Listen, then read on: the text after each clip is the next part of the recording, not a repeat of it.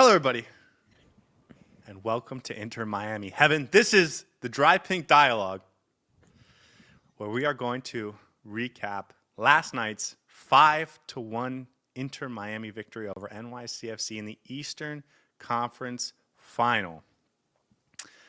As this team has done the thing they've always talked about and promised they would, get to the MLS Cup Final. That game is coming up on Saturday. We will have plenty of time to talk about that. But first, I think we need to relive what we saw last night in a 5-1 unbelievable game in which Inter Miami did what we always imagined was possible but have doubted many times along the way. And that's win the Eastern Conference Final.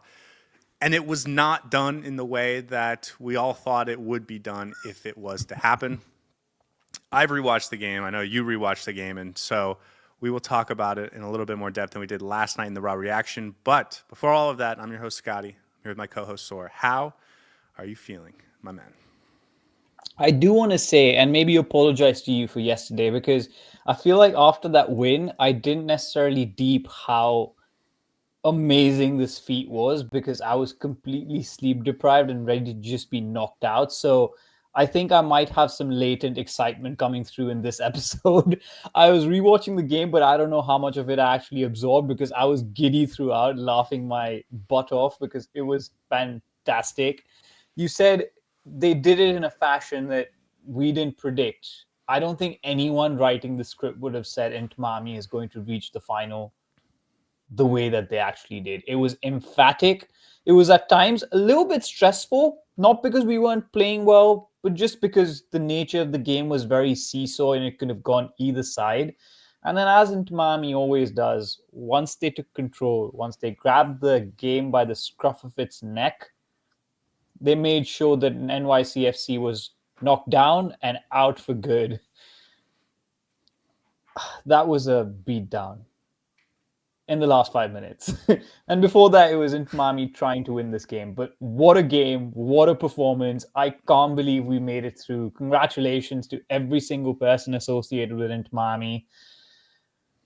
Bring on Sunday or Saturday or next weekend, whenever the game is, because I am ready to take on Vancouver already. Yeah, I think maybe start there. Congratulations to everyone involved.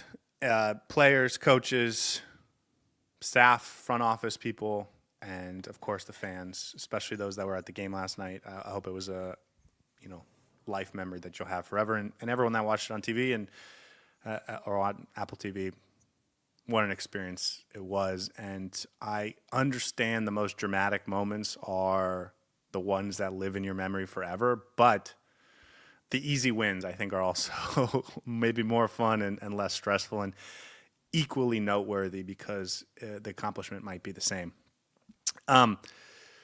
I was very nervous yesterday, of course, although I did have a ton of confidence going into that game.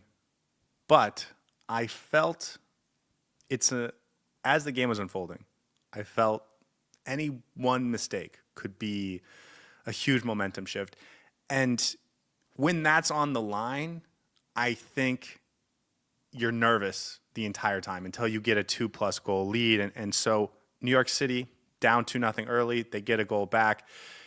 For about 30 minutes of gameplay, it was a 1-goal game. And I think when I was watching it live, I felt more strongly that it was NYCFC had a chance to really make a run at this. I think on a rewatch, I felt like Inter Miami controlled this game for about 85 minutes.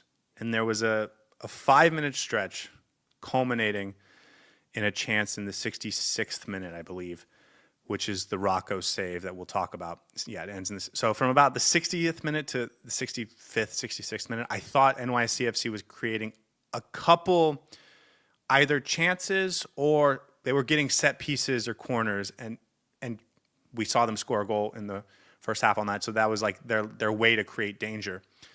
But aside from that, I thought Inter Miami was pretty much in control once I was rewatching it and was comfortable knowing they were going to win this game.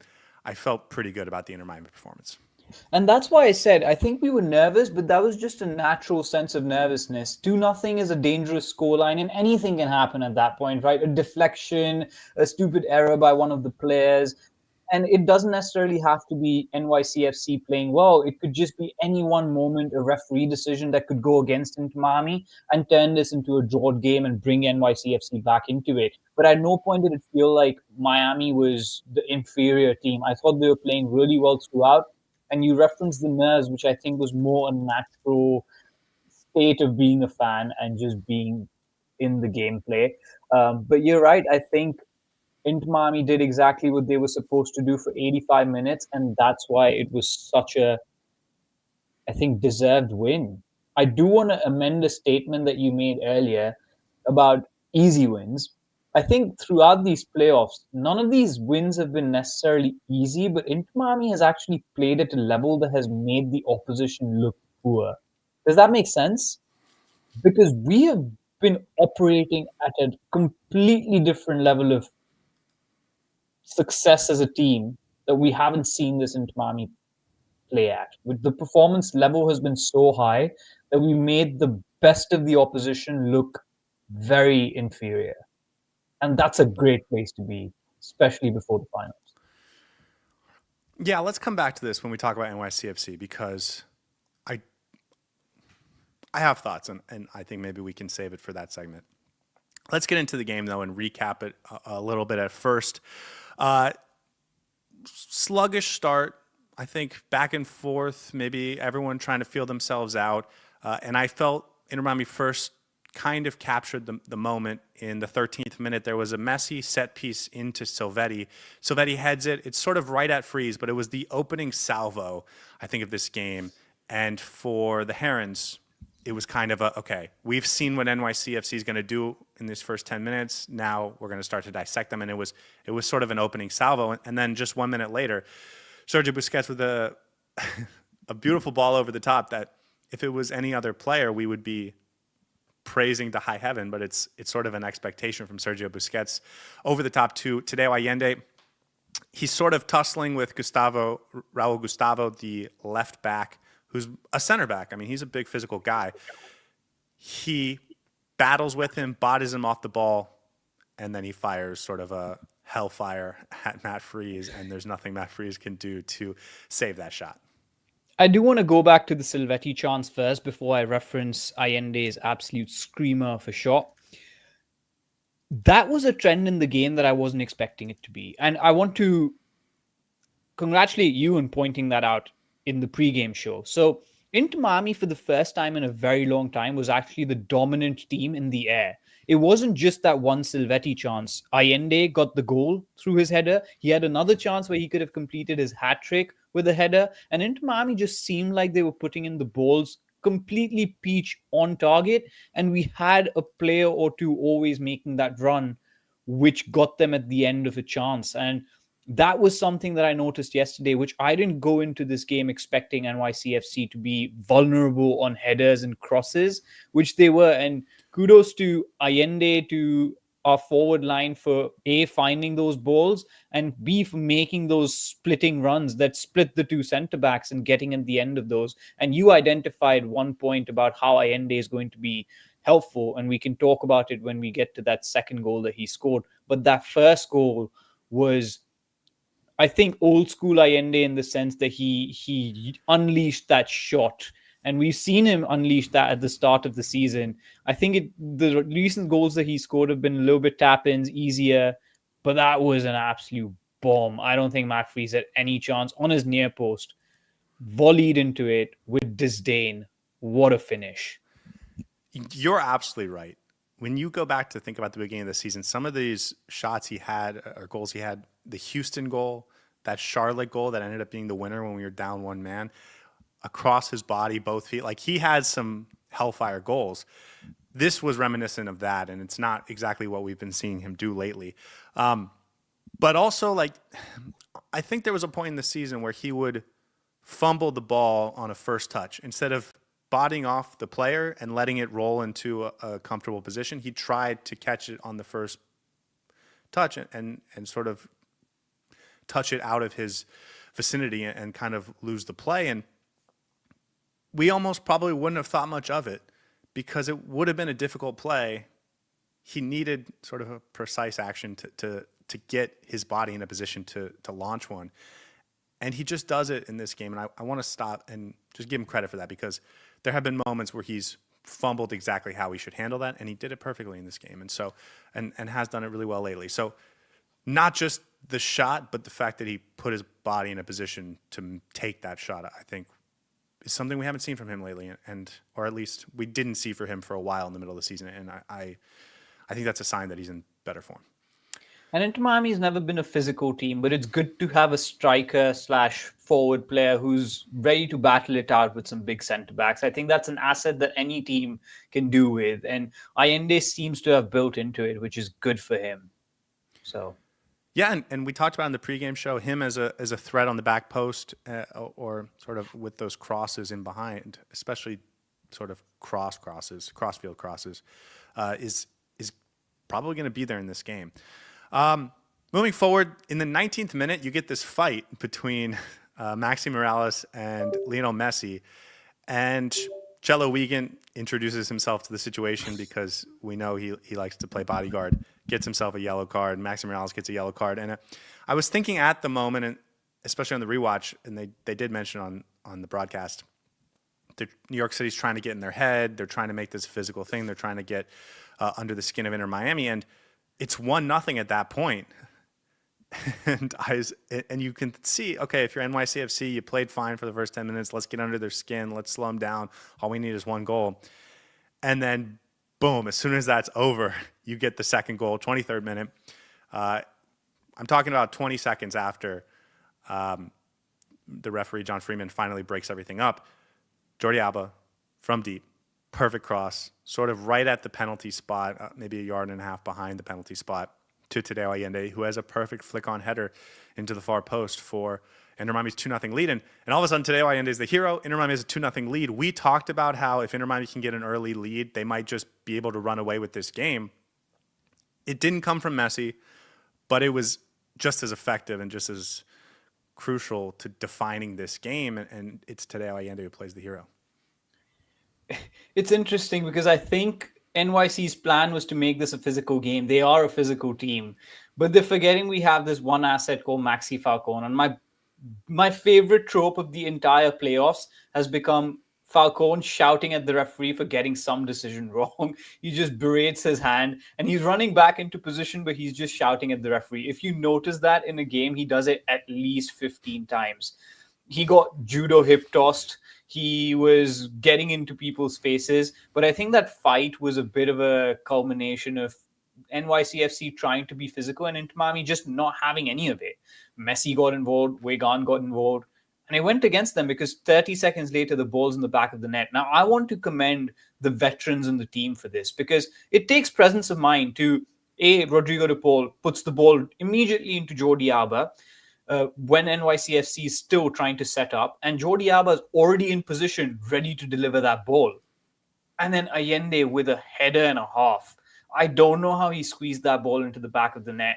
We talk about Matt Freese being a really good keeper. Both shots that Allende has had that he scored on in the first two goals, I don't think Matt Freese had any chance. That header, if it would have glanced off any other portion of his head, would not have gone in. It was that inch perfect. I don't know what he's been practicing in the training. And if he hasn't been practicing, then boy, give him the Ballon d'Or already. But it paid off. He made that run. Jordi Alba with a brilliant, brilliant ball. Not easy to pull off, especially to find it between two defenders. I thought that was a brilliantly constructed goal all around, starting from Jordi Alba to Tadeo Allende. Well done for them to be so switched on and be quick about it and get that second goal. I think our tagline for Allende when he was at his worst was, he's not a bad player, he's just in bad form. Now we're seeing what he is when he's in good form. And when you're in great form like that, right, everything seems to come off. The next moment, I guess if you're an Inter Miami fan, I think you feel great about the game at this point. Maybe that Inter Miami is just going to cruise for the rest of this game. And It felt that way for a while, but ultimately not the moment that Inter Miami needs in the 37th minute. It's a set piece opportunity for NYCFC. Maxi Morales takes it. It's Justin Hack who ultimately is the guy who puts it in the back of the net. Should Rocco have saved that? I don't know. I think maybe that's a little much to ask. But ultimately, this was the way NYCFC wanted to score in this game. This was their game plan. I think we talked about it in the pregame show, and if you looked at their lineup, their game plan was we want to keep this 0-0 and maybe win it in the second half. Maybe we can get 3 or 4 set-piece opportunities and we can convert one and we can get a 1-0 win. I don't think they were ever prepared to play a back-and-forth high-scoring game, and so we saw that without Alonso Martinez in the lineup. Hannes Wolf comes off the bench in the second half. When they go down 2-0, you almost think, man, I don't know how they're going to get back into this. And yet they found a way in the exact way that they needed, which was off a set piece, perfect headed goal by a center back who can only be in the box in that type of situation. And it comes off for them. It's 2-1 Inter Miami, and NYCFC is back in the game. I think that was really unfortunate because the game was playing out that we could have just sat back and enjoyed it comfortably. But again, this is the MLS Eastern Conference Finals. It can't be as simple for Miami. I talked about players being veterans and having their head switched on. I think this was a example of naive play. Baltazar with a very poor foul. There was no need to commit that foul. He just runs into the back of, I believe it was Maxi Morales. Dangerous ball, dangerous opportunity for NYCFC because that's a really good position to cross the ball in. And Maxi Morales is good with dead ball deliveries. And then that entire play, I think, summed up our youth just being a little bit too naive. Silvetti plays the man instead of playing the line, keeps him on side, and then nobody follows the player. Hawk just gets a really good header in. I think Rocco could have maybe done better, but it was just such a point blank shot that Hawk had as well that it was difficult for. It would have been a great save. Yeah, it would have been a great save. I'm not impossible, upset. I'm not going to give him too much for that. Allende is the guy that I think should have been following him. Listen, the NYCFC players take a head start, and it's Silvetti that keeps them on. So should have probably been an offside run by them. But I also think they saw that on film as something they could take advantage of. A little naivete on set pieces. Inter Miami's not been great at set pieces this year. So, I think that's a well-constructed goal by NYCFC, and it was deserved, even if totally against the run of play, in my opinion. And then we get to halftime. It's 2-1. And I was rewatching it today, and I guess my overwhelming impression was that was it from NYCFC. They did not have another half chance. There's one moment where Nico Fernandez sort of gets the ball around the box, but Maxi Falcone just kind of guides him towards the corner, and it's just nothing. And they just had nothing for Inter Miami, it felt like, offensively in the first half. Yeah. And I think you have to go back and look at the game plan if you're an NYCFC fan and ask yourself, like, is this really what we had to offer?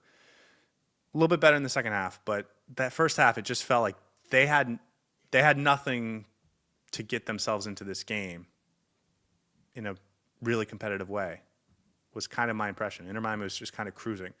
They get a set-piece goal, and the scoreline is stable. They make a change at halftime, and they can get back into it a little bit, but I felt in the first half it was just all Inter Miami, really. But that's the problem with having a game plan where you want to be secure and play a low block and try to counter, and your strategy is to keep a clean sheet. What happens when that plan goes out of the window and you get knocked in the face in the first 5 minutes? That's what Inter Miami did. That first goal was crucial. We talked about it on the pregame show. I think Inter Miami getting 2 goals in that first half was not a far stretch of the imagination by any means, but we still had to work for it.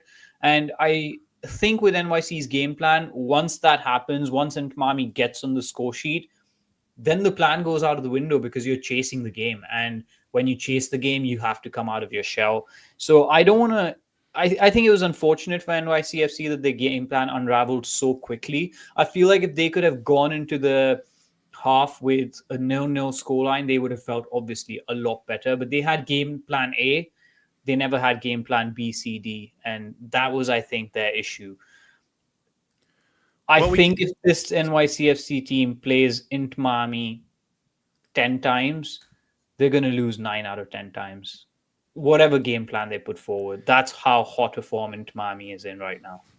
Yeah, and not just that. Alonso Martinez, is their big goal scorer, and if you put him next to Nico Fernandez, we're talking about a different situation. And they didn't even have Hannes Wolf, who looked like their best player on the pitch in the second half. So they made the decisions. They made their bed. They had to sleep in it. Yeah, again, we'll talk about that more after the recap. But let's move into the second half. 48th minute, they get gifted a chance or a half chance by, I think, Rocco kind of short ends a pass to Maxi Falcone. Maxi tries to just clear it, and he doesn't really get all of it. Kind of goes straight to Maxi Morales. But Morales takes a couple steps into the box, doesn't take the shot, tries to cycle it for a better opportunity, and then Inter Miami has the chance to recover.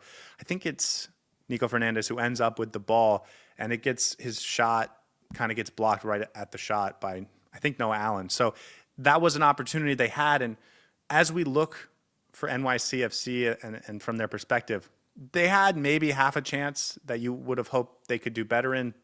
But again, I just want to emphasize it was not the standard. They really did struggle to create, I thought, anything dangerous in this game. 51st minute, Jordi Alba had another really nice opportunity cross to Allende, and Allende tries to flick it across into the far post, and he misses by about 12 inches maybe. And then we get into the period, 60th minute. Inter Miami makes a substitution at the 57th minute. Cello Weigant, who's struggling with Hannes Wolf. We should mention, Hannes Wolf came in for NYCFC at halftime. He's struggling with Hannes Wolf on that right side. He's on a yellow card. No Allen on a yellow card. The last thing you really need is to get someone sent off.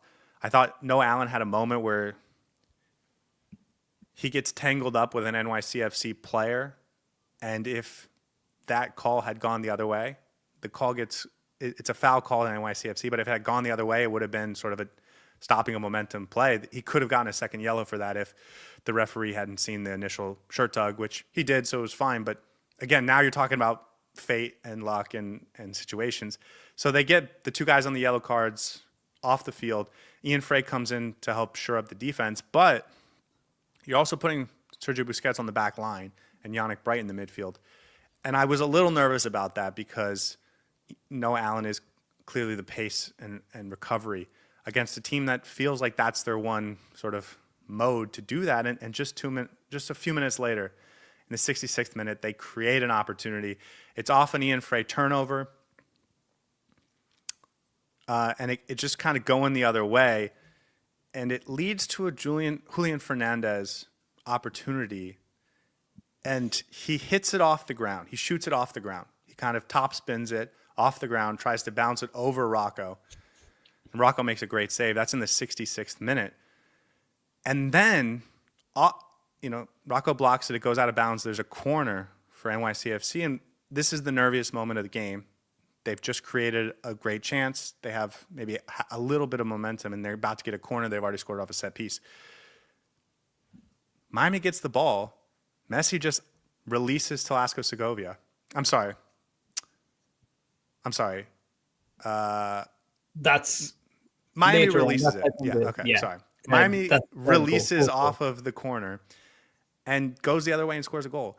Messi finds Silvetti in the box, and Silvetti scores it. So the biggest, best opportunity for NYCFC of the game gets saved by Rocco Rios Novo, and then 45 seconds later, Inter Miami shuts the game out with a goal from the Wonder Kid, and that was it. That was the game. So when on the one hand, I felt like NYCFC never was really in a position to win this game. On the other hand, that save and goal is the most important thing, and it was Inter Miami's young goalkeeper making a huge save, and Inter Miami's young forward making a huge shot, and that is what sent Inter Miami into the MLS Cup final. Like it was the game right there. By the way, you say top spin, I say mishit. I think Sure. Well, Julian Fernandez mishit it. He meant to drill it.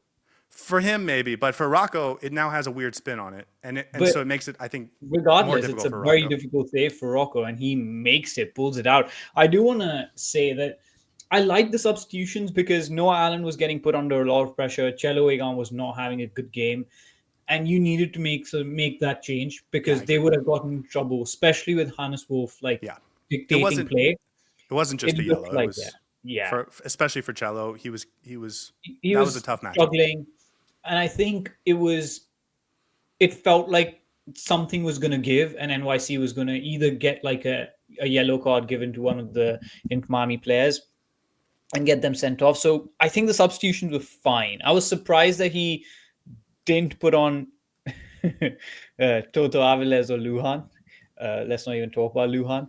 I'm okay with Sergio Busquets being put in the back line, but that comes with, I think, a little bit of a vulnerability regardless. I was glad to see Yannick Bright in because that's a move that he hasn't necessarily done enough of unless it's like the 70th or the 80th minute. So for him to do it in the 50th minute, kudos to him for recognizing that. You allow for Inter Miami to continue to be attack minded, but you also shore up the midfield a little bit. So very much a good substitution. I think it took time to get into the groove. Ian Frey struggled for the first 5 minutes. He had a couple of turnovers in that right hand side. And I think Hannes Wolf was pressing really hard. So those triggers, the press triggers that NYC was pulling out, weren't like they were putting Inter Miami under a lot of trouble. If Rocco doesn't make that save, I think NYC eventually goes on to score. That changed the momentum. And as soon as Rocco made that save, it lifted everyone up. And as you said, 45 seconds later, we're across the pitch and we're scoring a goal. We can talk a bit more about the goal, but I think Rocco's save was probably the biggest moment of the match for me. I agree, and it sets you up to go score the goal and win the game. And I get they end up winning 5-1, but it was a one-goal game in that Yeah. specific moment. And And NYCFC had a corner and had a shot from inside the box. And Rocco had to make the big save, and he does it, and he saves the team. And if that's 2-2 at that point, you never get the other opportunity. And now we are nervous as possible. And NYCFC can go back to their original game plan, which is to shut it down, and it changes everything. So even though I really didn't think NYCFC created much and wasn't particularly good in this game, that was their moment. And I think even to double down on that, like they didn't take advantage of it because I didn't think they were very good. But that was their moment, and we made the play. I think in knockout games, that's the thing, right? Inter Miami's playing really well. I think they deserve to be in the lead. They will probably go on and win this game. But as fans, we're watching it from the lens of being a little bit extra nervous because you don't want anything to go wrong for your team in such a crucial moment and the momentum to shift. I think throughout the 90 minutes, Inter Miami was the better team far and beyond. Maybe a couple of moments for NYC here and there. But all it takes is that one moment to go against Inter Miami for anything to crumble. So I want to commend the team on keeping their heads up, handling that little bit of pressure and being professional about going out and finishing that opportunity. And Javier Mascherano for recognizing that I shouldn't just sit back and absorb pressure here, even though NYC is coming in the front foot. We need to take the game to them as well. So for me, I liked the approach. I liked the mentality, and it's the Eastern Conference Finals, so anything could have happened, even if Inter Miami was playing the best game of their life. And I'm just glad that we showed up the defense. We did exactly what we needed to at a time when NYC threatened a little bit, and then we just took the game away from there. Yeah, the second half of that play, the goal from Silvetti, I want to talk about it more later on in the show. So I'm just going to move forward. 83rd minute. And this was it, by the way. Now NYCFC has to really get forward. They have to put numbers forward. They start making substitutions, and it becomes really open for Inter Miami. And this is when Inter Miami can just sort of unleash and transition and kill the game out and make the scoreline look funky. And that's exactly what they do. 83rd minute, Messi releases Velasco Segovia. Jordi Alba makes a really darting run. I will say, when I was watching this play, I thought Jordi Alba was taking himself out of position to make a impact on the play. And I thought Velasco Segovia was sort of drifting into multiple guys and was making it more difficult for himself. And the fact that they just boom, boom, boom. Velasco forward to Jordi Alba, Alba with the back heel back, and then Velasco Segovia in just acres of space with an easy finish. Beautiful tiki-taka, all that good stuff. I watched it again today, and I thought to myself, again, I think they're taking themselves out of making a play here. and then the quality just shows up and it becomes as easy as it could be. So kudos to Jordi Alba for making that long run because he was working on that play. And then Tosca Segovia, who we might talk about later, also with the pass to find him and then the easy finish and I 4-1 don't have an award easy. for Tlatka Segovia, so I don't know. I just want to say one thing. He's poetry in motion. Like, I love watching him play. He's so silky smooth and so good on the ball. I think his biggest asset coming off the bench, I think he should start games. But if he's coming off the bench, his biggest asset is what he does on the ball. I know it's the off the ball aspect that can be sometimes iffy, and there are players on the team who might be better off the ball. But on the ball, he can keep up with the likes of Jordi Alba, and well, Messi is another level altogether. But the fact that he was even on the same wavelength as Jordi Alba to recognize that there could be a potential back heel coming in, he just runs into that space. He controls the ball so well under pressure. It's just this. He's going to definitely go big, man. He's going to be a big player for a decent sized European team. And if he's not, I'm going to be very surprised. He's just great. And I don't have an award for him, so I just wanted to say something right now in case we don't mention him again. I want to talk about him more later. Yeah. So we'll get to him. And then the 89th minute, Yannick Bright pulls out a Lionel Messi and just sees the forward run from Tadeo Allende, puts it into space, perfect touch. Perfect placement on the pass. And then Tadeo Allende, in that moment, in the form he's in, with the confidence he's in, he was never going to miss that. So he finishes in the 89th minute. Inter Miami gets a 5-1 victory. And then they don't even bother to have stoppage time. Inter Miami gets the final whistle in the 90th minute. Tadeo Allende gets his hat trick, and the Herons are going to the MLS Cup final. Say that again, please, for the people at the back. Just once more, in the exact same words. Inter Miami is going to the MLS Cup final. One more game, baby. One more game. Let's go. Let's go. Let's talk about NYCFC for a minute, because I do think what they decided to do going into this game affected Inter Miami. I think we gained a lot of confidence going into this, or once we saw the starting lineup for them. They went very defensive. Their left back was basically a center back. Their midfielders are basically defensive players. Like it was a very defensive lineup. I didn't really think they played in a low block per se, but it was a very conservative lineup. They had their best defensive players in. And whenever they had an opportunity to be more aggressive or more defensive with their player personnel, they chose the more defensively sound option.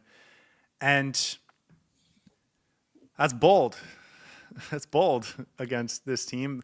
I mean, they did shut out Messi, and that has been a winning formula in games like this in the past.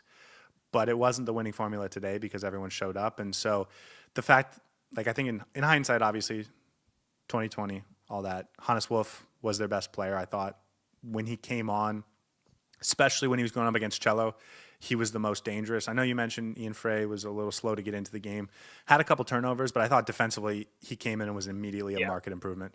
And that's why I wanted him to come in that moment, and that's why I like that substitution, because not only is Cello not as good of a defender as Ian Frey, he's now going up against a better left winger for NYCFC, and he's already on a yellow card, so if something bad happens, he can't really make that yellow card challenge to save himself. So I thought Ian Frey had to come in if he was healthy. Clearly, he looked healthy to me. He looked good, so I have no worries about that. And I thought once Ian Frey kind of locked up Hannes Wolf, they had their one big opportunity. But after that, like, Inter Miami, I thought shut them down for basically this whole game. Backline played well, midfield played well defensively. There wasn't much bite to this NYCFC team, I don't think. Yeah, and it's sad for NYC fans because it was a baffling game plan.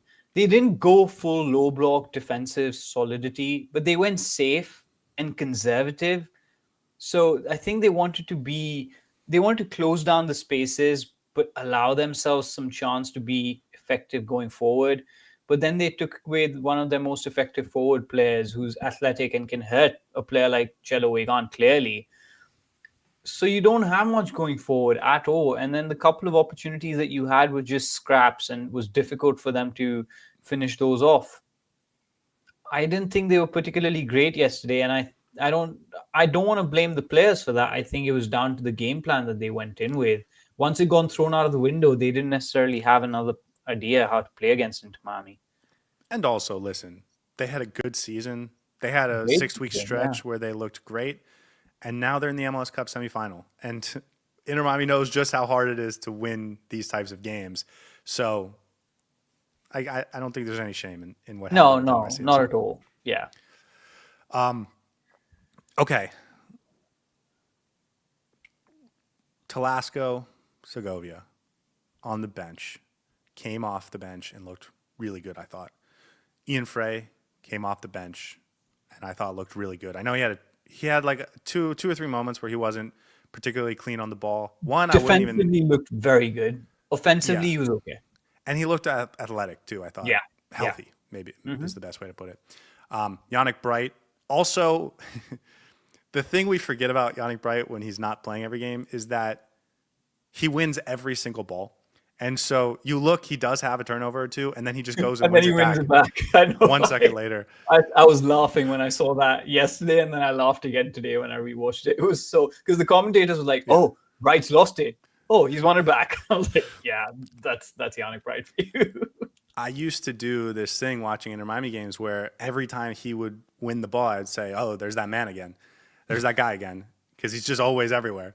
And I haven't been doing that lately because he hasn't been on long enough. And generally, when he comes on, we're not going up against a team that's either in full form or fully ready, or they're desperate and they're pushing and they're it's just not the same. And it kind of just like slipped out of my mouth when that happened yesterday. And I was just like, oh yeah, okay. I missed that feeling. I like that he was trusted to go play. And if that is the defensive substitution you're going to go with, I'm okay with it. I don't love Busquets on the back line against a transition team, but like I kind of am okay with it if it means getting Bright. That might be the last time that you've seen it, though. So it's and it might be the last time we see it. And then who was the other substitute? Suarez came on. Okay, so moving forward, did anything in this game change your opinion on who should start the final, or do you think it should be the same 11? I will probably maintain that Talasco Segovia needs to be in that midfield for Baltazar Rodriguez, but that's about it. I'm okay with Baltazar starting, by the way. I don't have a problem with that. I think he offers legs, he offers pressing, he offers a lot of off-the-ball value, and that's okay. I personally would prefer Talasco, but I don't think that game yesterday changed my opinion to the point where I'm like, no, Baltazar should not start the final at all. I think I'm fine with the starting 11. In fact, I'm very happy and comfortable with the starting 11 as it is. Ian Frey needs to start, of course. Yeah, that's a given. Yeah. Okay. That's the one I do think is no. That's an assumption, because if Ian Frey is fit, he's starting. As simple as that. I can't have Mascherano saying we won the last 2 games with this 11. We're going to stick with it at right back. No, you can't do that. Not in the MLS Cup final. Not when Vancouver has some really solid attackers, and Chelo Wigan has not looked good. He's looked average, above average, but he's not looked good or great at any point for him to continue to be in this. And not even to sort of crash on Chelo, but just defensively. And when you're talking about the one moment, like I think it has to be in Frey defensively. Exactly. And he's going to be the guy to help you against Vancouver. I will add, as someone in the chat just mentioned, Ali Ahmed, their Vancouver's left winger or sort of left-sided wide player, ultra pacey, ultra athletic, and he is pretty tricky. And he's gotten really good this season at actually like keeping his dribble, not just being a pacey guy, but a guy that can stay under control with the ball and actually have impactful plays. So I think you got to start Ian Frey if he's healthy, and he looked healthy. Yeah. As far as Baltasar and Segovia, I'm okay with it either way for the final. If this was a regular season, we could have a different conversation. But for the final, I think either way is fine. What I will say is when he first came into the lineup, I think he added a technical ability on that left side and higher than Segovia would be, that was adding something. And with Silvetti on the field, it almost feels redundant now. And he isn't as good deeper and through the midfield as Segovia. So not that I would make a change for the MLS Cup final, but I do think structurally things change at that position when you switch out Suarez for Silvetti. Anything else about this game that you want to talk about? I want to get into awards. Okay, let's get into awards. Because I think there's a lot of players that we want to talk about, and we're getting to it eventually. Okay, let's get into awards. And guys, if you haven't seen the show before, after every game, we give out 6 awards, a Heron of the Match, Heron that flew north, and 2 individual awards each. And Saur, because you went first last time, I'm going first this time. And I'm giving it to Tadeo Allende because that man just had a hat trick in the MLS Eastern Conference Final. Not only a hat trick, though, because the third goal, is fun. It's fun. It's great.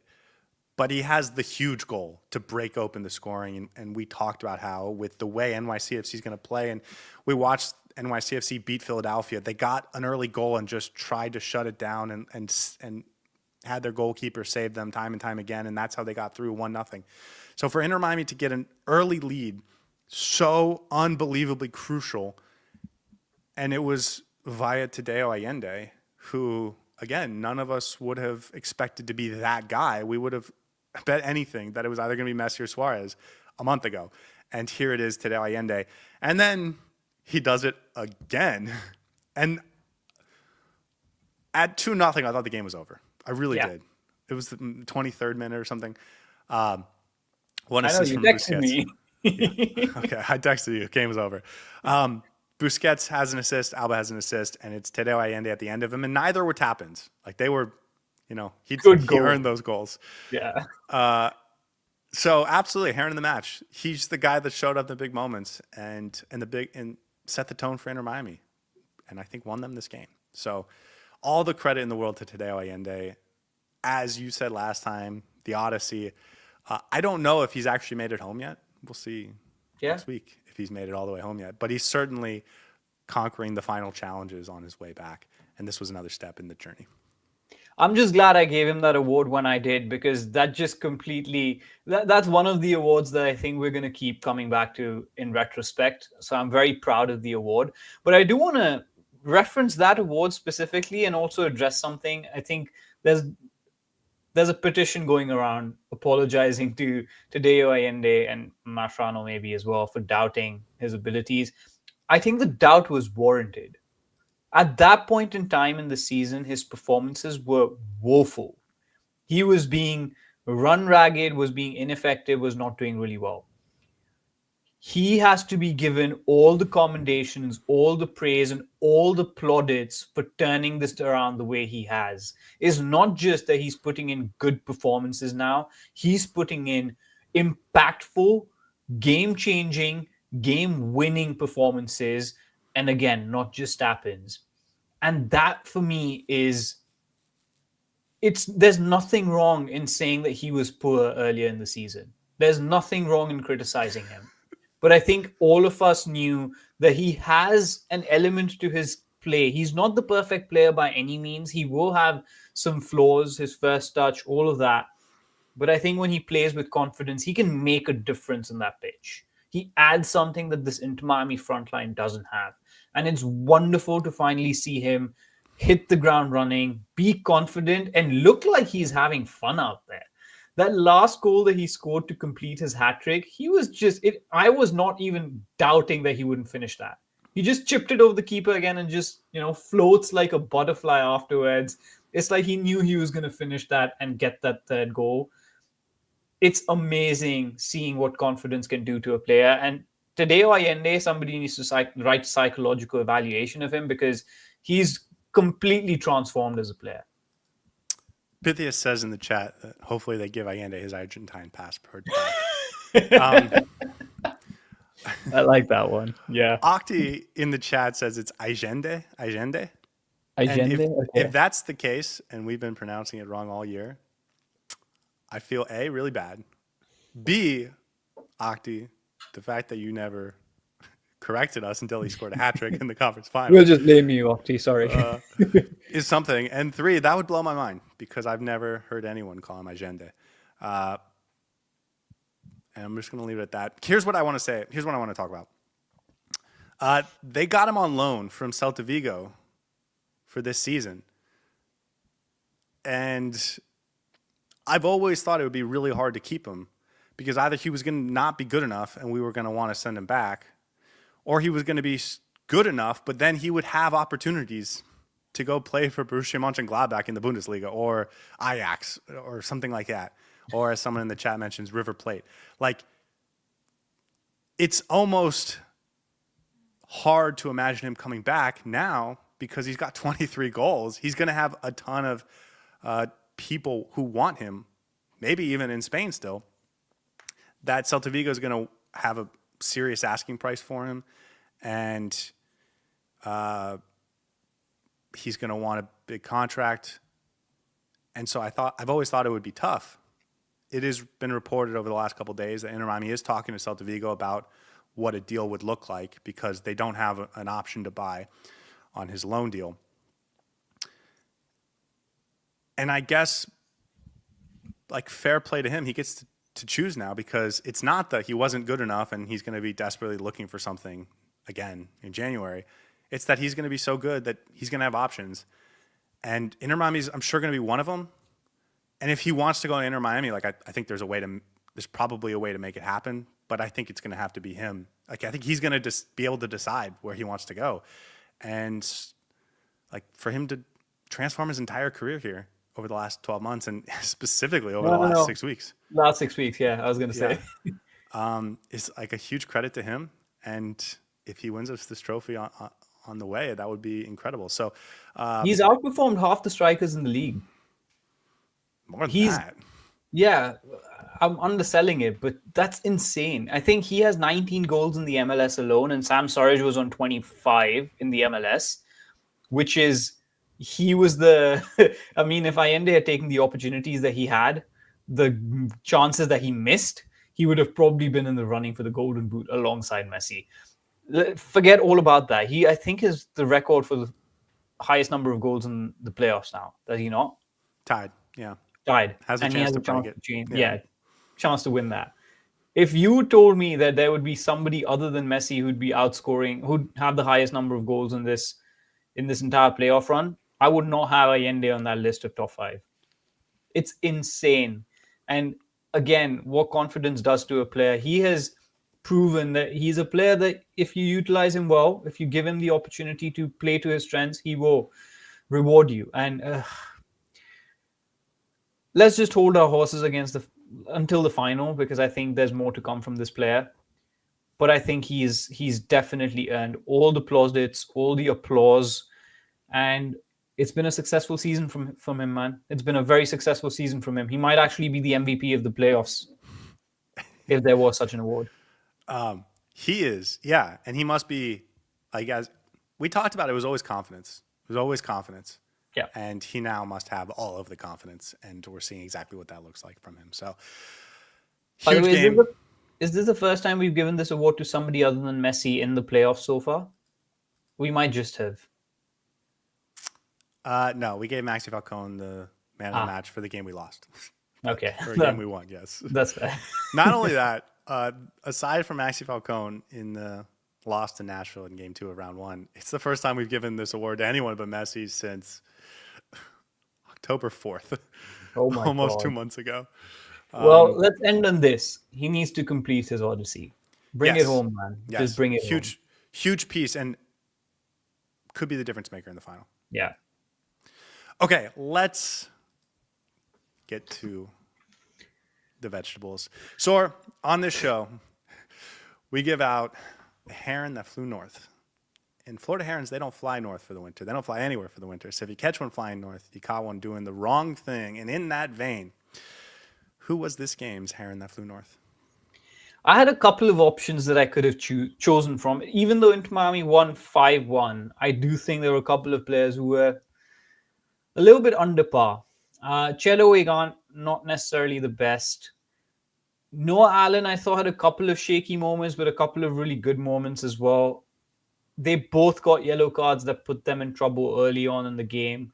So I could have gone with either or, but I think they held their own despite the difficulties. And I thought there was one player who was largely ineffective, and I don't know if people will agree with me on this, but he was culpable for committing the foul that led to the goal, giving away a dangerous opportunity. I don't think he was bad by any means, but Baltazar Rodriguez, I thought, was largely a non-factor in this game when a lot of our forward line midfield showed up. Even Bright had a moment in this game where you were like, Jesus. So the fact that he's starting ahead of Telasco Segovia and Bright, he needs to show me more.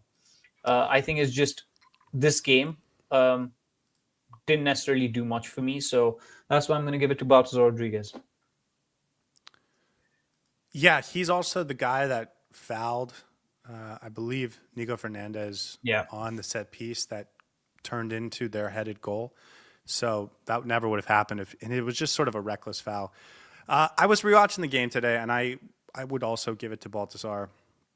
He kind of had an immature performance, I would say. In this game. Tried a couple things, was kind of reckless in his movement, and just couldn't pull any of it off, and then wasn't particularly effective in the things he was supposed to do. We saw Telasco Segovia have, in his first 2 minutes on the field, he kind of tried like a back heel flip and then tried like a fancy flip with, I guess also his back heel to get someone on. They were just turnovers, and it was like, that's not what we're supposed to be doing right now. And then he just stopped doing that and kept it simple. And I just felt like Baltazar never stopped and kept it simple in this game.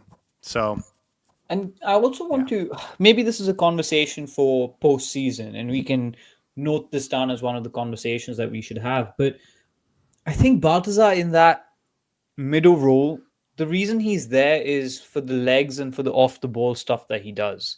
But with Busquets leaving, I think Rodrigo de Paul is a starter for sure. And if you put Bright in there, I would 100% make it a midfield three of Segovia, Bright, and Rodrigo de Paul, because then with Bright in there, you don't need the legs of Baltazar.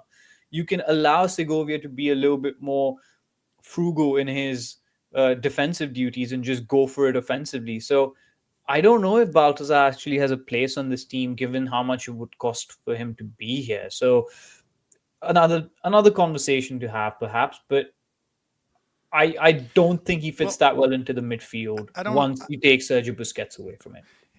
I don't want to talk about his future, but just for the present right now, I will say I think his role has become more redundant with Silvetti on the field. Yes, I do think that's true. And I agree with you. I think as like a true midfielder, Segovia is a better player. And so when some of that like making sort of last second runs into the box and firing shots from outside the box, like we haven't seen any of that from him lately for a reason, because that's not what he's being asked to do. But I do think that's what he's best at. And I wanted to see if he could make this role his. And I don't know if I would say he has. It's not been so bad that you need to bench him or anything like that. I'm not going to change it for the final, by the way. That's what I'm like. I was going to get to that. I think he should be starting in the final. I wouldn't change that. But just wasn't great this game. He was, and thankfully it didn't matter because others showed up.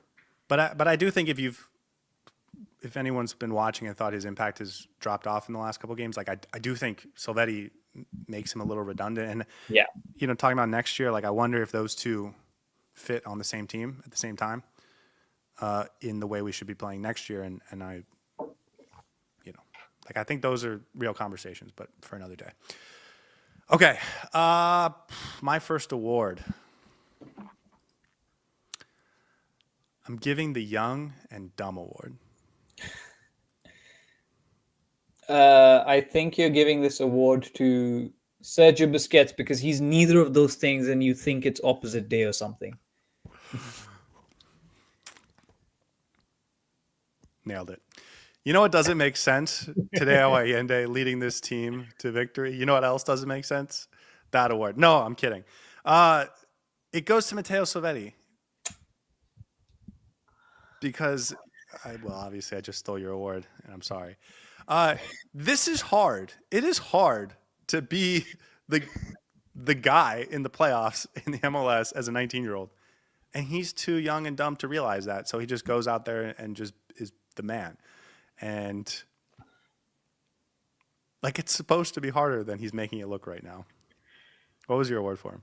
No, I do like it. I do like the award. That's a really good award. But the reason I'm laughing is because I've had one award for Mateo Silvetti since the first game of the playoffs. Since the Nashville game, I've had an award for him that I have not been able to use. And the graphics department will attest to this.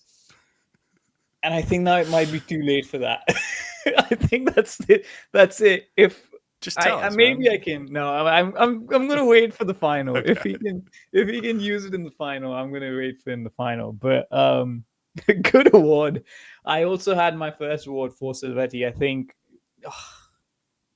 this is what impact looks like, by the way, for a young player.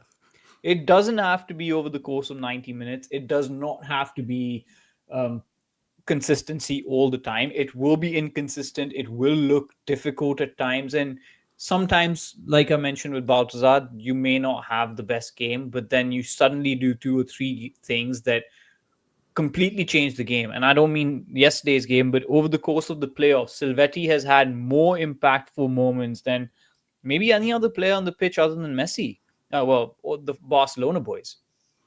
That was a brilliant finish, by the way. For him to find that pocket of space, well, Messi finds him. I don't know if anyone else even thinks about passing it to Mateo Silvetti in that position, because anyone else would just shoot. So the fact that Messi attracted 5 players to him and then passed it into Silvetti was brilliant in itself. But that was not an easy finish, by the way. He was getting closed down very quickly, and any other player would have maybe snatched at the opportunity and let it loose. But great finish. But he's young and he's dumb, and I love that about him because he's fearless. It doesn't look like the moment is too big for him. He is bigger than the moment at this point in time. He's making the moments. If he doesn't score that, I think Inter Miami, that was the 3-1, wasn't it? Yeah, that was the There you go. There you go. He was the difference maker, as Pep says in the chat. And that's all that matters. For young players at this point in time, you have to make a difference. And he's doing that. He is justifying his selection with every performance. And that's what we need from him at this point in time. Brilliant. I have been very hesitant to take Suarez out of the lineup. And we talked about when he got the suspension against Nashville that I'm not sure Inter Miami will be better without him, even though I know everyone wanted him to be. I don't think it's Suarez coming out of the lineup that's make this whole thing different to an extent. But I think the much bigger factor is that this kid is awesome. He is so good. And again, I feel silly because I was just, every time we talked about him for months, I was just, don't put too much expectation. He is 19. He is raw. He has never proven that he can do this. But you know what it is, He's man? just doing it, man. He's young and dumb. He doesn't listen to anyone. He just does his own thing. Yeah, and if anyone's listening, I don't mean that as an insult. Sometimes just not realizing how hard it is and how rare these opportunities are. Like once you realize how rare it is, you might start to get nervous. You might start to think, do I really belong here? Or this is my only opportunity or whatever. And that only comes after you've spent 10 years not getting there. But if you get there right away, you don't even realize how rare and special these moments are. And so you just go out and play without nerves and without fear. And that's what this kid is. What I like about him, he works hard, man. He keeps his head down. He works hard. He has a lot of talent, by the way. And I think he knows it. He has a lot of talent. He has a lot of skill. He knows it. But that doesn't come at the expense of him throwing a tantrum or looking too big for his own boots. I think he's putting his head down and working hard. And that's what I think we want from him. So keep working the way you are. And hopefully I'll be able to give my award for you the next game. Because after that, I'm out of options. And also just to say that goal, you're right. Like, perfect placement. Matt Freese is a good goalkeeper, and we talked about Allende not giving him an opportunity to make a save. I'm not actually sure. I guess Silvetti had a header at Matt Freese in the 13th minute to start the game. I'm not sure Matt Freese saved another ball this game because Inter Miami's ball placement and shot ferocity was there, and it wasn't just well placed. He fired it, and the maturity to also realize Messi attracting attention is going to give me another split second to make sure I put this ball where I want it to be. Just, again, it's exactly takes a touch, then shoots it. Yeah. Okay. What is your first award? My first award is, again, I don't think I've done a great job with my awards today, so forgive me, guys. Um, it's the Scene Stealer Award. The scene stealer? Imagine it's a movie Yeah, and yeah, okay. somebody stole the scene because they Yeah, were okay. so good in that scene. I mean, this just could go to anyone. There's like 5 people this could go to. It could go. I'm gonna go with Rocco Rios Novo because in the biggest scene of the game, that 66th to 67th minute where he makes the big save and then Silvetti scores it.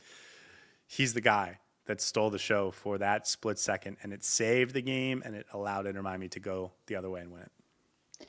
It could have been Jordi Alba for the two really good Busquets. deliveries that he had. It could have been Busquets. It could have been Yannick Bright for that phenomenal pass that he had. But no, it's Rocco Rios Novo because the scene was Inter Miami is 2-1 up. They're under the cosh a little bit. Every actor in and around him is floundering slightly.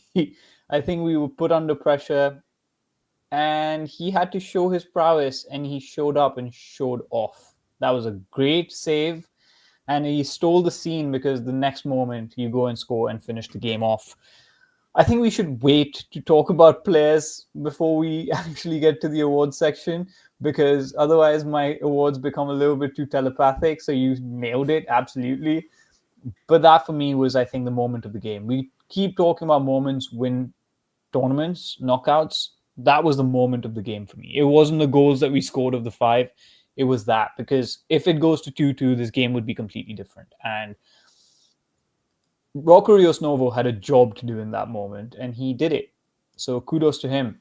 We, again, talk about players being vindicating Javier Mascherano for his decisions. First, commend Javier Mascherano for having the guts to change the players at moments that he did. We were all wondering how it's going to play out and why this is happening. But he saw something in Rocco and he made the decision and he stuck by it. And now he's being rewarded by it. So well done, Rocco. One more game. One more game. Win us the Oscars. I'm not going to bring up the goalkeeping situation because it will make me upset. No point. Yeah. But he should have been the starter from the Leagues Cup. When he got a 3-game sample to show what he could do, like I think he should have been starting since then. Yeah. Truly. Glad we finally got there, and that was the play of the game. Like I do think that was the play of the game. Yeah, that was the play of the game. He's Drake Gallagher. I'm sorry. He's not quite as long and he doesn't make quite the spectacular saves as frequently as Drake does. But like that was vintage Drake Gallagher. In a big moment, he makes a crazy save to keep the ball out of the back of the net, and it gives Inter Miami the opportunity to go down the other way and win the game. Dude, we have come from a point where we didn't even know why Rocco's on this team, and we were almost mocking him for being here. You said, and I just want to say this because I remembered this now, when we were having the conversation about Rocco all the way back last year in I think February, maybe earlier. Back in February, yeah. February. Before the season. You said he's probably going to play in Inter Miami too, and I agreed with you. How far have we come since then? This was back when Drake Gallagher was still on the roster, by the way. So the situation was very different. Couple things. One, he did spend the first half of the season. Yeah.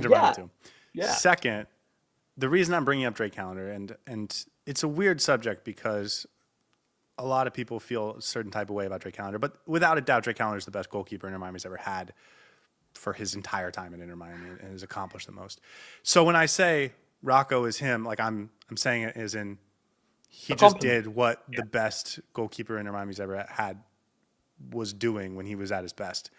And that's what I mean by that. I don't, you know, and that I can't say anything more. And it's the thing that will always bother me about this whole situation is people always talked about Ustari's fee and his ability to come out and his decision making on, and it's like all of that is true. Ustari's great at all those things, and that's not what this is about. Rocco's not great at those things. He's fine. He's fine with his feet. He's fine at making decisions on when to come out. But he makes the big play. He made the big play when you needed him to, and he calms the back line, and the ball is not going in the back of the net. And that's what you need from the goalkeeper. And he did it. And he did it in this game, and he's now got... We still haven't conceded from open play, by the way. Still haven't conceded from open play. He's got more clean sheets in the last 4 weeks than any goalkeeper Inter Miami's had in the last year and a half. I'm proud of him, and you're right. I when we did the preseason previews, we picked a number and we did over-unders. And for him, I think our over-under was, is he going to play 1 minute or not? And here he is, starting for Inter Miami. I think we made a mistake with that one because we almost mockingly dismissed him. At least I did. I don't know about you, but we've been proven wrong in this one. Yeah. Well, you know what, though? On the other hand, we definitely were curious about that. Like, I was confused about it and we felt maybe this was like more important than just being a third string goalkeeper. We didn't see how or why. So I'm not trying to give us more credit than we deserve. We didn't see the big picture, man. But we didn't see the canvas. It felt like this was a sign of a bigger picture. And the fact that he's here right now, you're right. It's just unbelievable. It's unbelievable, man. Through the Leagues Cup. I think we take the L in this one. Yeah, sure. Fine. And give him the W for this. We talked about it when he was starting the Leagues Cup games in the sort of first phase, whatever it was called. And we came on here and we said, yeah, he did great for a third string goalkeeper or a backup goalkeeper. We were judging him on like a backup goalkeeper standard. And here he is just stealing the show and being the scene stealer in the MLS Cup Eastern Conference final. So yeah, kudos to him. Deserves everything. All right. Your next award. I'm giving the Tiger in Red award. The Tiger in Red award? I'm not sure if you'll understand this. Maybe the Is jacket this a Bruce Lee reference? Definitely not. Okay. Can you give me the reference of what it is? Or does that give away too much? Gives away too much. The Tiger in Red award. I want to say you're giving this award to Jordi Alba. Because I'll be honest, I don't have an award for him, and we kind of messed up if we didn't have an award for him because he was phenomenal. Maybe man of the match, if not for Allende. So, or maybe Messi? I don't know. I'll go with Jordi Alba. You want to take any guess on what Tiger in Red means? Tiger in Red means that I'm a colorblind person and I'm looking at the tiger and he looks red to me. I have no idea, man. That means nothing to me. That's fine. You weren't going to have a chance on this one. Tiger Woods used to wear red on Sundays. And that's when he closed it out. I know that. Yeah. Oh, so you do know the reference. Well, then you should have gotten this. His black trousers, red polo, and black cap is iconic. And it became a symbol of, I'm coming for this. Yeah. Whatever you think you're doing today, it doesn't matter because I'm winning this right now. With that in mind, do you want to take another guess? Jordi Alba. Give it to Lionel Messi. Oh. He didn't wear red yesterday because yesterday was Saturday.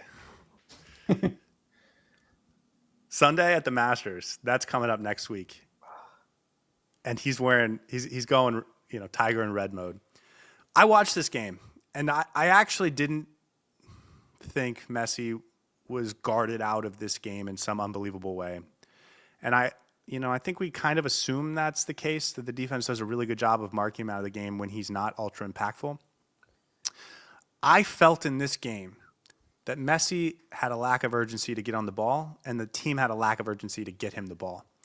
And I think that's reflective of the fact that they thought they were going to beat up NYCFC. Beat the insert word you want to use. Living daylights out of NYCFC. Beat the living daylights out of NYCFC. Like, I think they thought they were the better team and they didn't need Messi to be great. That was my impression after rewatching this game. Not that NYCFC took him out of the game, but that Messi felt, I don't need to be running around saving this team, putting 3 goals in the back of the net because we're so much better than them that we're just going to do it without me. And I want everyone else to get confidence. And I think they're doing that because they're planning on bringing them out full force in the final. Inter Miami got a 5-1 win in the Eastern Conference Final without a monster performance from Messi. We talked about it last night. I went back and looked, and I couldn't find a huge game that Inter Miami won or even got like an unexpected result without either Messi or Suarez. Game of the season in this case. Yeah. And we've been so Messi dependent in big games since the day he arrived. The fact that we just did that, and not just skin of our teeth 1-0, we just planted them into the floor 5-1. And we're the better team. Again, 85 minutes, Inter Miami was clearly the better team. Without Messi being great is incredible. But I also want to be clear. I think it was intentional, and I think they're just saving it for next week. I think they are.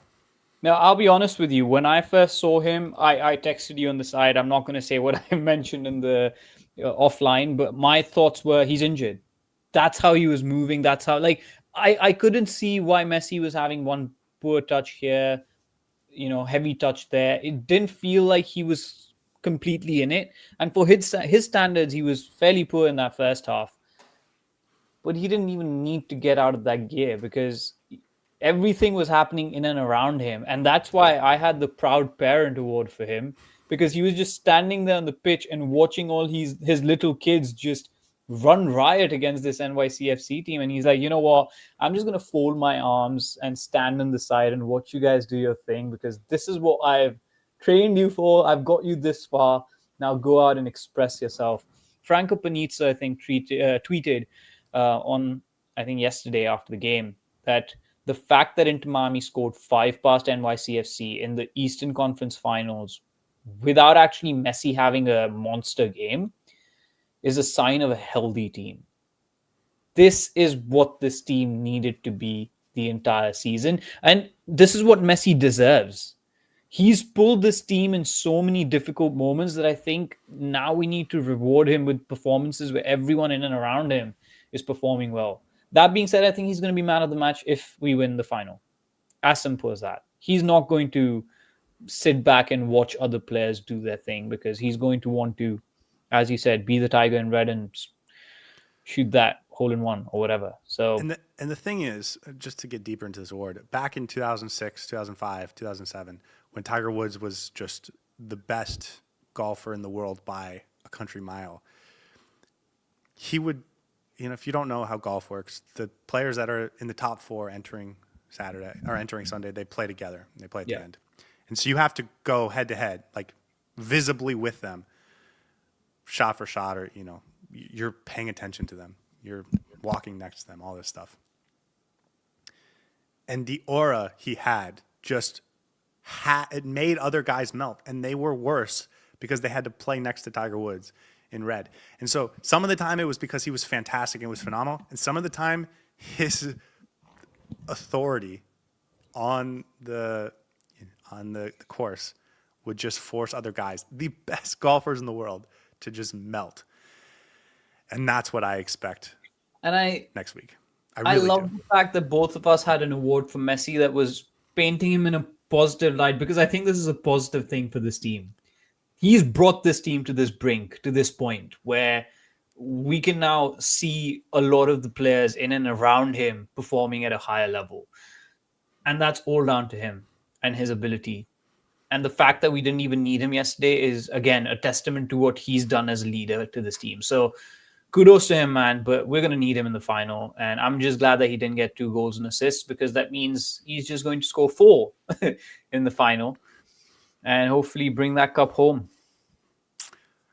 All right, what's your next award? Last and final. This is the bottom of the barrel, scraping the last of my awards, because you stole all of mine. So I am going for Succession Award, in reference to the TV show, but it literally means the same as the word. Succession.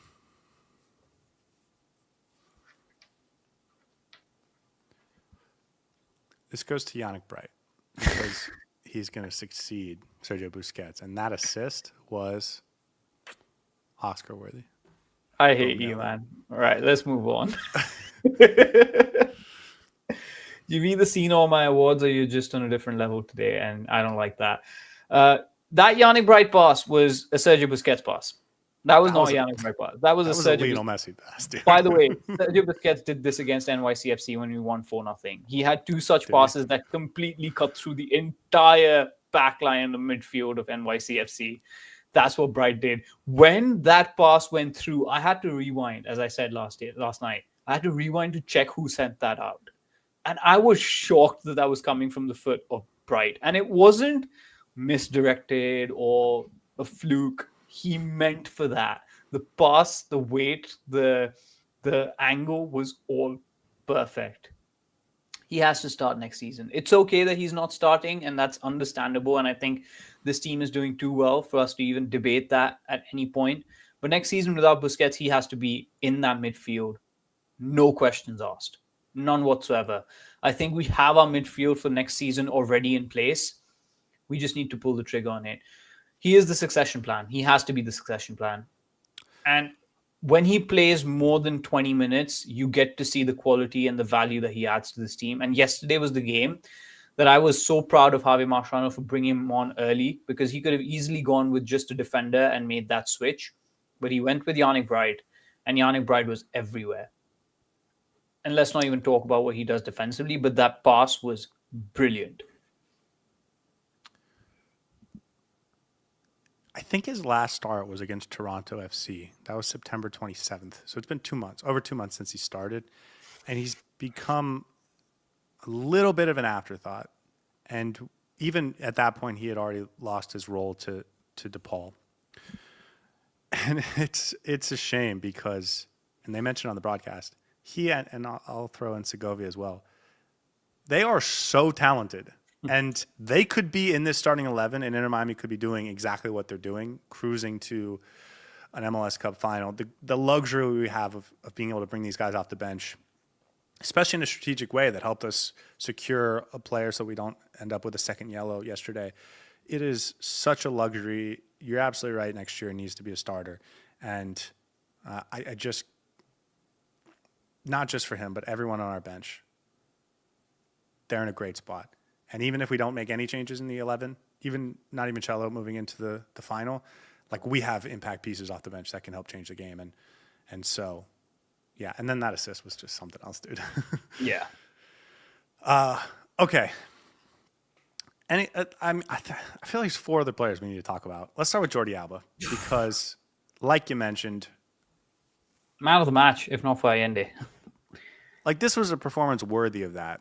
Oh, Doesn't quite get it because Allende goes for a hat trick and has the opening goal. But the second goal right out of the fight was Jordi Alba, ball over the top to Tadeo Allende, who just heads it in. That's a perfect ball from Jordi Alba. He actually has another perfect assist opportunity, chance created right in the end of the first half, I think, to Allende, maybe early second half. Right around second half, early. Okay, early second half, where he flicks it.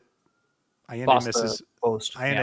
Misses the post, but that was another opportunity. And then he gets the moment with Clásico Segovia where he makes the run. And when you rewatch the play and you know what's going to happen, you're not necessarily totally focused on Segovia like you are the first time you watch it. You're seeing everything else. I love how Jordi Alba runs, by the way. With his charging through, and I was like, oh my God, it's happening. He is running so hard. And to be clear, he didn't need to. The game was over at that point. Yeah. But also not necessarily in the moment because you're up 2 goals. If they score one, all of a sudden you have to defend the last few minutes. It gets nervy. Like the 3-goal lead just absolutely, stabs them in the heart. And he sees the opportunity off a set piece, makes a 90-yard run, and then after the 90-yard run still has the class to make the right decision where he was going to position himself, which again, watching it both live and on replay, I thought he was taking himself out of the play. Yeah. Nope, putting himself in perfect position to set Segovia up for a wide open finish. He was awesome in this game, not just those 3 moments, but throughout the game. He actually led the team in touches throughout the game. Inter Miami did not go centrally a ton to Messi and to DePaul and Busquets. The 2 biggest touchers were Noah Allen and Jordi Alba. So, like, he was fundamental in operating the team, and he did it exceptionally well.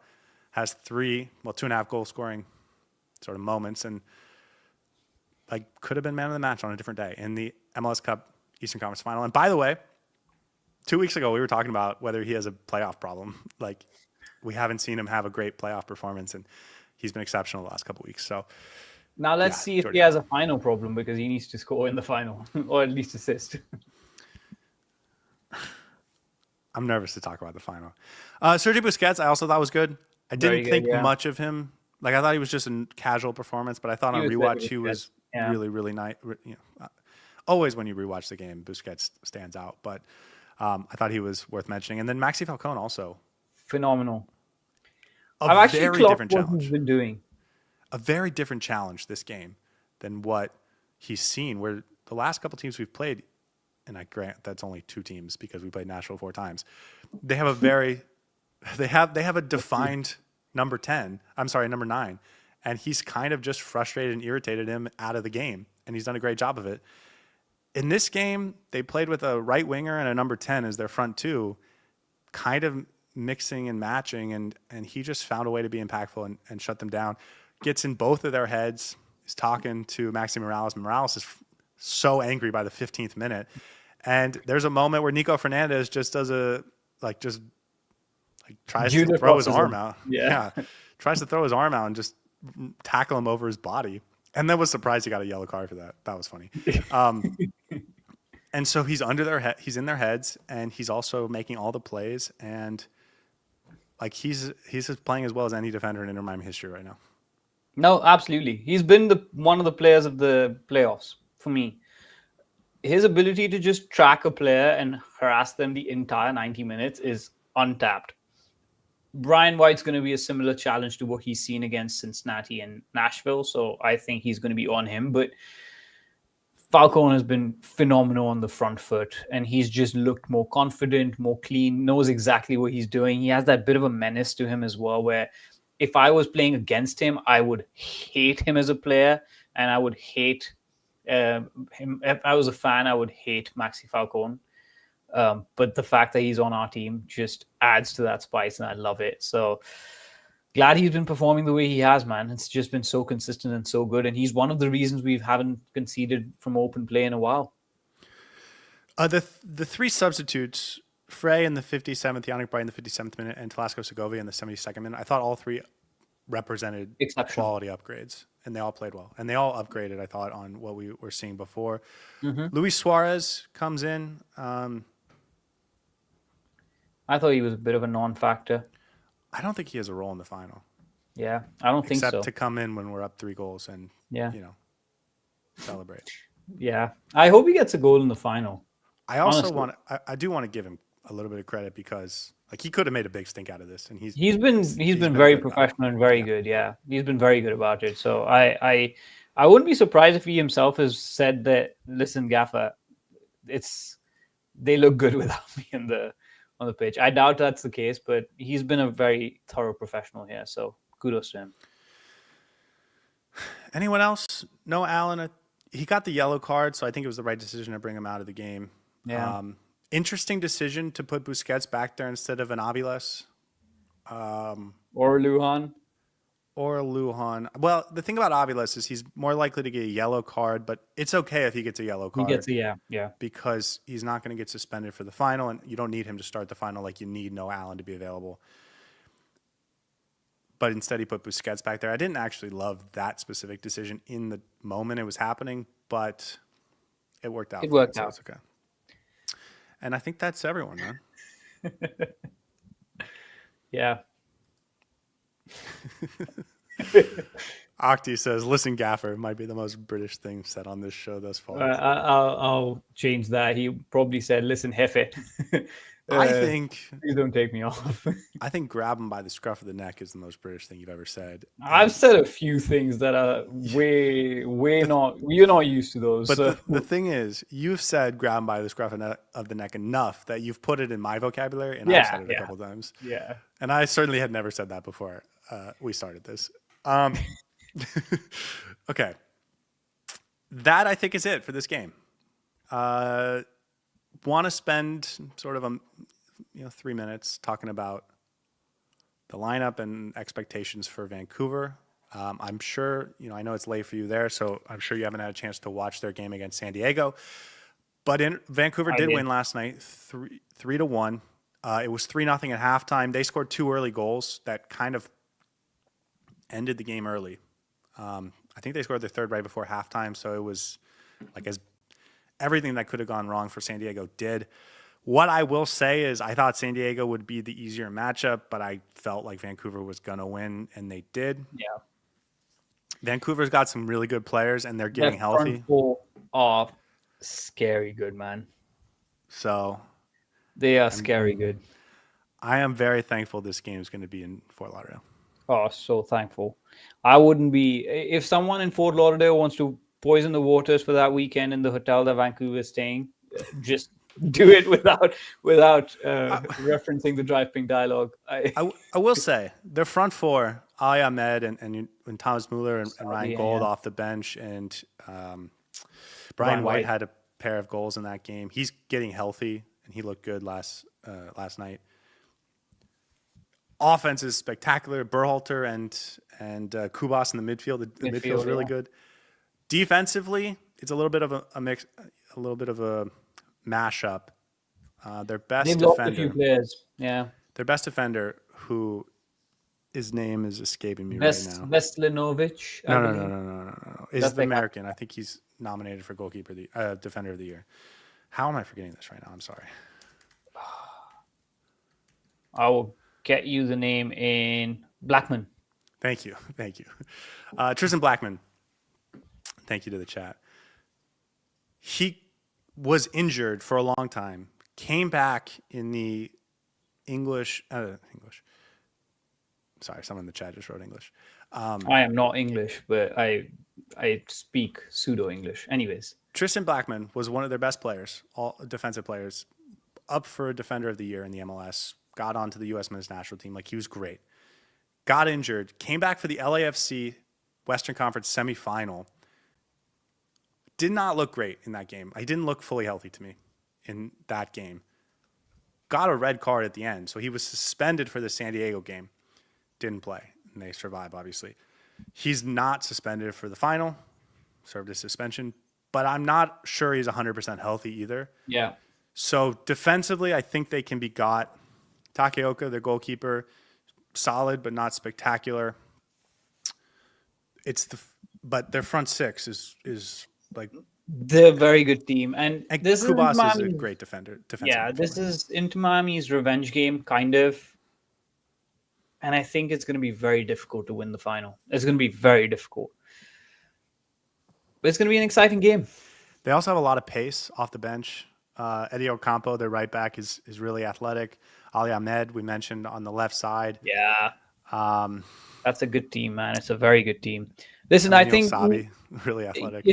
If Inter Miami wins, we obviously deserve to win. We've had a fantastic season, but if Vancouver wins, they've been brilliant this entire season. They've been nothing short of brilliant.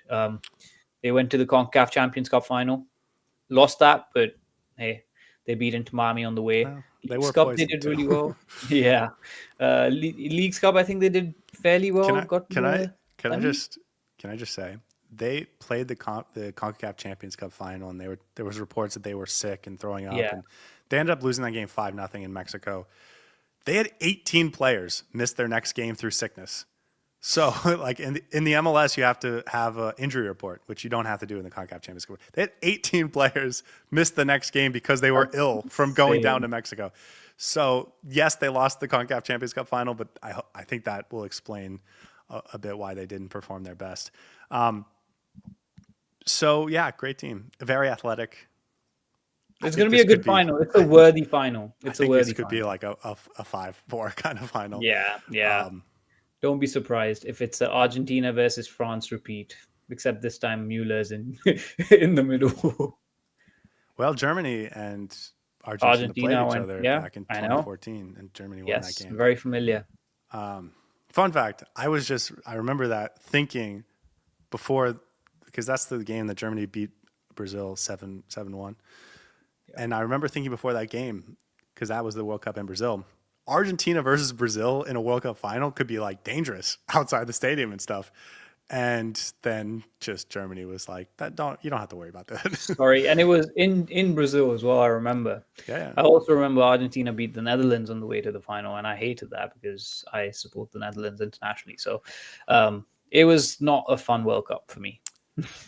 I remember the U.S. escaping the group of death in 2014. Oh, was that 2014? And then, no, that was 2014. and then losing in the quarters, as they always do. They lost to Belgium. That was the Super Belgium team. You're right. That was the Super Belgium team with Lukaku and Kevin De Bruyne and Thibaut Courtois. And the U.S. goalkeeper, Tim Howard, had the greatest goalkeeping game ever. I think he had like 17 saves.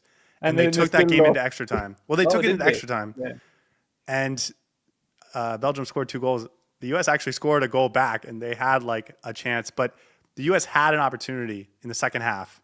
It was one of those games where it was. You're such a typical soccer fan, man. Maybe we had an opportunity. If that opportunity went our way, this would have been our season. If that player did not get injured, we would have won that World Cup. Such a typical lad. No. I will show you this. I will show you the play after. I'll find the video. But what I will say is Tim Howard had like 16, 17 saves. It's still the World Cup record for the most saves in a single game. Absolutely stood on his head. And the U.S. had one opportunity, and it was a good opportunity, and I think he just missed the target, Chris Wondolowski. Anyways, I think we've lost the plot about Inter Miami at this moment. Man, I like tangents. Tangents are fun. I'm excited for the off-season. We're going to go on a few tangents. And we have the World Cup next year, man. Speaking of tangents, the U.S. all of a sudden World Cup favorites. I don't know if you've paid attention, but they're killing it. Yes. Can I just tell you, just another little tangent real quick? Marcelo Bielsa, who's the Uruguay head coach, made fun of the MLS a lot since he became the Uruguay head coach. And then they've dunked 4 on his head.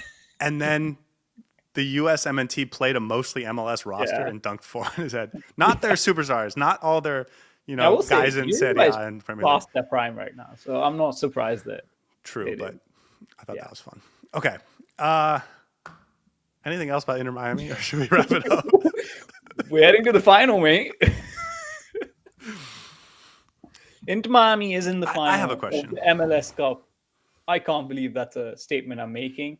I didn't expect to be making that statement early in the season, but I'm glad I'm making it. And I think Inter Miami is. I have something. Ready for the pound. We can win this. Are you ready to talk about Mascherano? Yeah. Do you want to wait more? Do you want to wait? Let's wait till the final, man, because I think I don't want to cloud my judgment, but let's wait till the final. Okay. I think that's it, guys. Certainly, I hope it's it. Got a little silly there at the end, but thank you so much for joining us. We'll see you sometime in the midweek. And Saur, I know you're traveling back stateside, so I wish you safe be travels. back with my full setup and the white screen behind me, the beautiful white wall. So just another little tangent. Wait, I've got a nice little bird. It's a beautiful bird back there. Thank you. I was on a podcast to preview the semifinals with a couple other, like someone from NYCFC, Vancouver, and San Diego, and all 4 of us just had like basic white background. Someone in the chat was just like, "You guys really need to fix that." We live in prisons. Yeah, one day. Okay, we're getting silly, guys. We're getting it there. Thank you so much for joining us, and we'll see you sometime this week as we prepare for the MLS Cup final next Saturday, 2:30. One more game, baby. We'll see you guys sometime before then. But until then, enjoy your week and get some sleep and all that good stuff. Hey, everybody. Thanks for tuning in. Do us a favor and hit that like and subscribe button. Since our first viewer, sharing this with you all has been the very best part. So from the beginning until the end, thank you for being a part of this and have a wonderful day.